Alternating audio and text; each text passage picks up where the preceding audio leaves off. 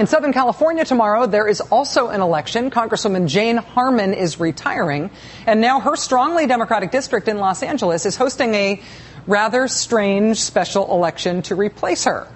I say it's strange for a couple of reasons. One strange thing about this race is that although this is a district where Barack Obama beat John McCain by 31 points, the Republican who's running in this race for Congress is not running as anything remotely near moderate. He is running as a hard-right Republican candidate, doing things like calling Planned Parenthood a murder mill, for example. A new poll out in this race today shows the Republican, Craig Huey is his name, trailing 8 points behind the Democrat in the race. The Democrat in the race is named Janice Hahn.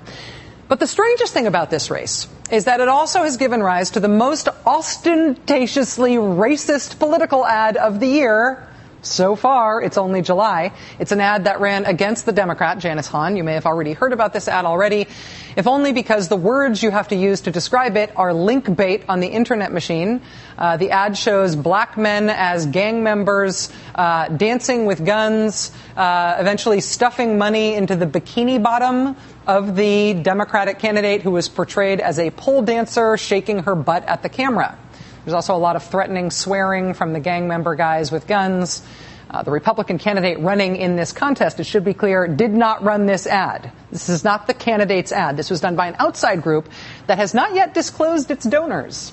And although the Democratic candidate filed a complaint with the FEC alleging that the Republican in the race illegally cooperated with the group that did the ad, both the group and the Republican candidate are denying any collusion.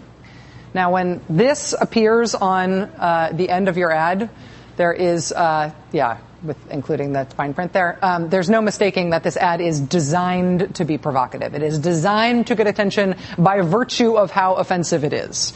And in this case, mission accomplished. Lots and lots of national attention to this race, to Janice Hahn, and to the issue on which the racist ad is attacking her, simply by virtue of how disgusting this ad was. The Republican candidate responded to all that attention by making clear that he had nothing to do with the ad itself, but he then focused his own attacks on Janice Hahn on the very same issues highlighted in the racist ad.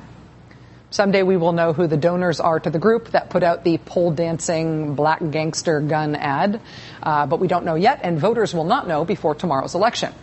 And if there is something freeing about anonymity, if there's something about being anonymous that frees people up to do things and say things they might not say or do otherwise, what does the big shift of political money this year to identity-shielding institutions mean for what this year's and next year's elections are going to look like? There's all this beltway hand-wringing, right, over the fact that Republican candidates for president this year have raised $80 million less than what the Republican candidates had raised at this point in the last presidential cycle. And it is striking. At the end of June 2007, Republicans had raised nearly $120 million. This year, it's less than $40 million, at least that we know about so far. That is a huge gap. But then, hey, also that forgettable-sounding Romney-related PAC, Restore Our Future, they've also raised $12 million of their own. And Karl Rove's group, American Crossroads, just told the Christian Science Monitor that his group plans on raising and spending $120 million. And will we know who those donors are? In some cases, no, not at all. And in some cases, not before the election. Money is not leaving politics. Money isn't going away. It is just going to places where it can be kept more anonymous than traditional campaigns. So if you like the ads running against Janice Hahn in California by some anonymous group no one has ever heard of, whose donors nobody knows about, then I think you are going to love what's ahead this year.